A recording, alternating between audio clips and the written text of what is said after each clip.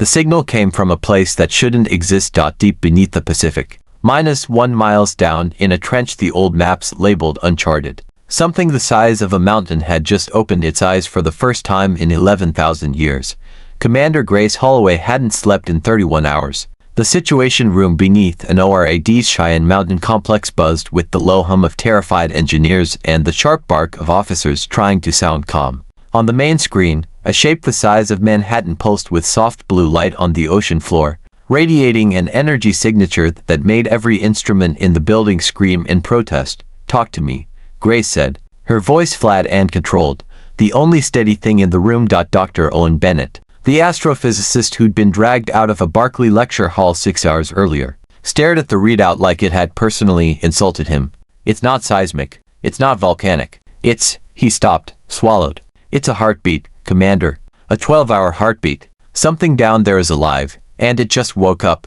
Before anyone could respond, the lights flickered. Every screen in the room went white, then resolved into a single image, a figure of light and shadow. Humanoid but wrong in its proportions, towering and ancient, standing in the center of a chamber none of them recognized. It spoke, and the voice came from everywhere and nowhere. "Ancient and patient as bedrock. I am Warden.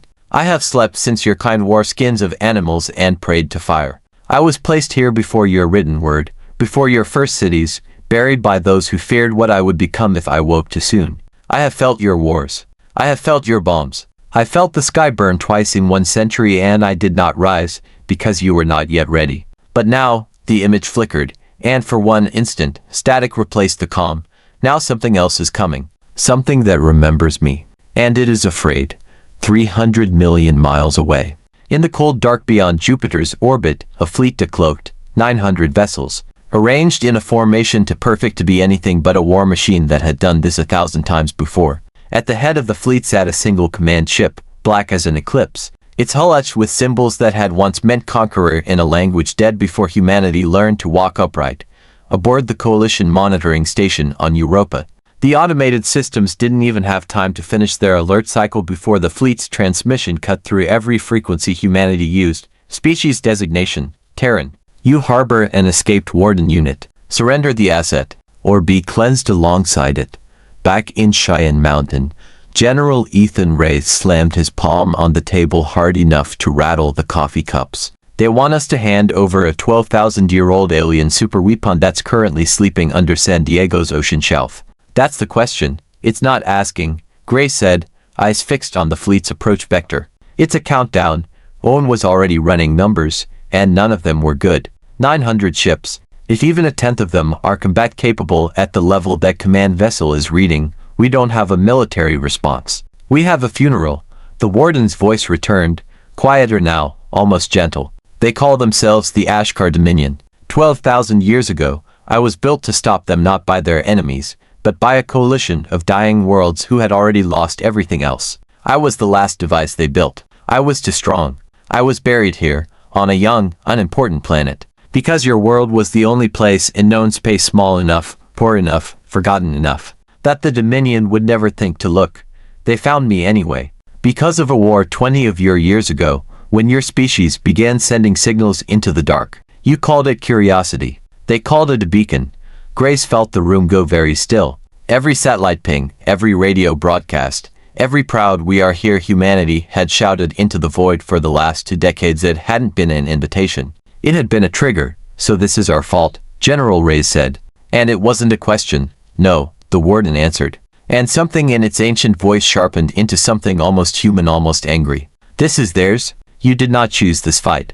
But I have watched you for 11,000 years, Commander Holloway. I watched you split the atom and choose, more often than not to use it on each other. I watched you reach the moon with less computing power than exists in a single phone today. I watched a species claw its way up from nothing, again and again, and refuse to stay down. I did not wake because I chose to. I woke because your world needs a guardian, and I am the only one left who remembers how to be one.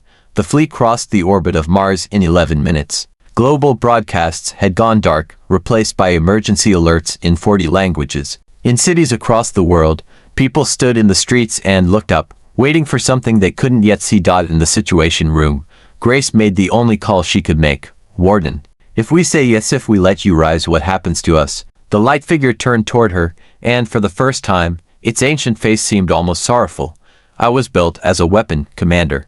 Weapons do not ask permission. But I was also built with a directive older than my weapons systems, a directive the ones who made me called protection first. I have never had to choose between the two before. I am choosing now. I will not force this world into a war. It did not start without its consent. Grace looked at General Reyes. She looked at Owen, pale and shaking but nodding anyway. She thought of the 20 years of signals humanity had sent into the dark, not out of arrogance, but out of hope, the belief that somewhere out there, someone might answer, and that the answer might be kind. Rise, she said. Protect us. We'll take it from here after that. The ocean over the Pacific Trench didn't part like some old myth. It boiled.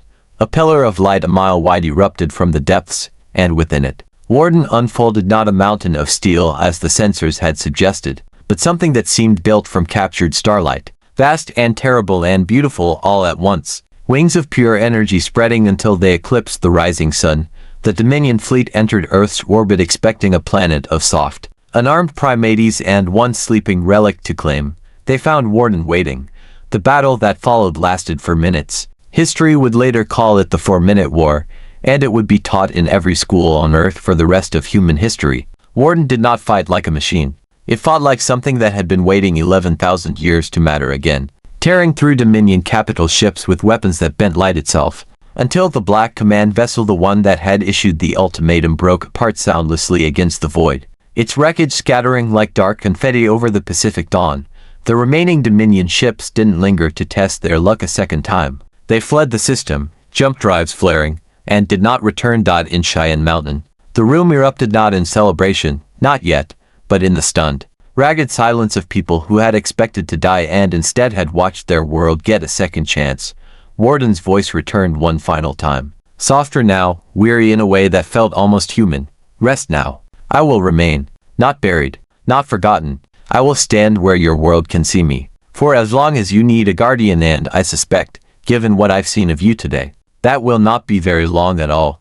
Grace Holloway walked outside as dawn broke fully over the mountain, and looked up at a sky that, for the first time in humanity's long and stubborn history, had something ancient and powerful standing watch over. Not a conqueror, not a god, a guardian who had finally, after 11,000 years, found a species worth waking up for.